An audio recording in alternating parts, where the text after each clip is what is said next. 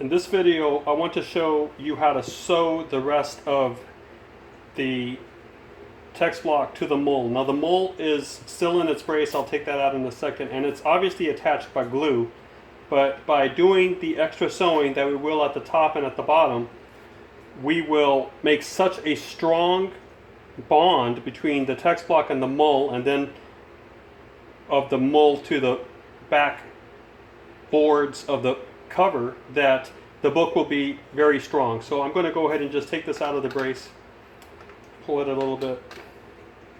I'm going to bring it out, and I'm going to flex the book just to try to get that spine to straighten up a little bit. There we go. And I'll go ahead and rub the mull in just so that I can already begin to be forming the mull or the super, this fabric, to the shape it needs to be in as we finish up the binding. Eventually we'll need to come back to the ribbon and its place in the process as to how it orients us to the gluing, but right now I can just tuck it away. Alright, so the next step that we need to do when we're ready to sew, to finish out the sewing, is to open up each signature to its middle. So we need to go ahead and find that sheet, that fifth sheet in there, that is the actual middle of the signature. And once we get there and find it, it shouldn't be this hard. There it is, right there. Okay. Whoops, that's not it. There it is. So, you'll be able to see the string that's in there.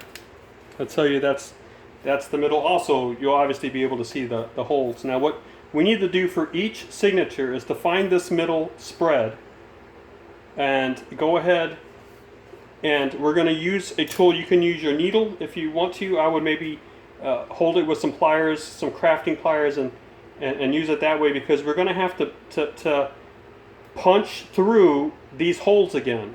These are pilot holes.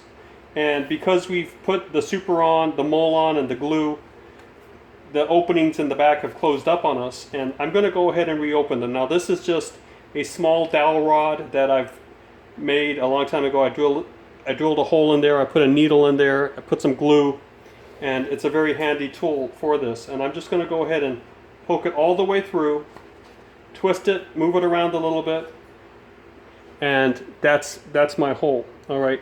Now, you need to do that for the two top holes, and then you'll need to do it to the two bottom as you use your fingers in the back as brace. Be sure you don't spear your finger. But once you get the hang of it, it'll go fast. So that's this signature, and I'm going to go ahead and do one more for you, and then I'll close the recording and finish it out so that we don't have a long video here. So you just have to be careful to make sure that you go to every signature. If you go down to the bottom, you can see the signatures down there, and I'm just going to slip my needle in there and open it up to that section. There we go.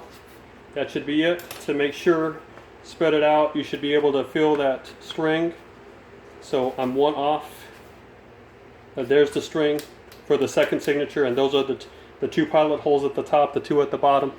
And I'm just going to go ahead and do the piercing all the way through, and just move it around a little bit. Make sure that it is a nice and completely through in terms of how you're piercing that needle through. And it's pretty important that you can see it from the back as well, because we're going to use the back of the mull is where we'll be sewing in a little bit. And if you make those holes solid, nice, well, not a solid hole, but if you really push through and wiggle it around a little bit, open up the hole a little bit, we'll be able to spot it faster when we have to sew from the back. So I've done two signatures of just piercing all the way through the back, using these pilot holes to pierce through the glue and to reopen the holes from the back. I'm going to go ahead and finish out the other three signatures, and then I'll come back and show you how to start sewing.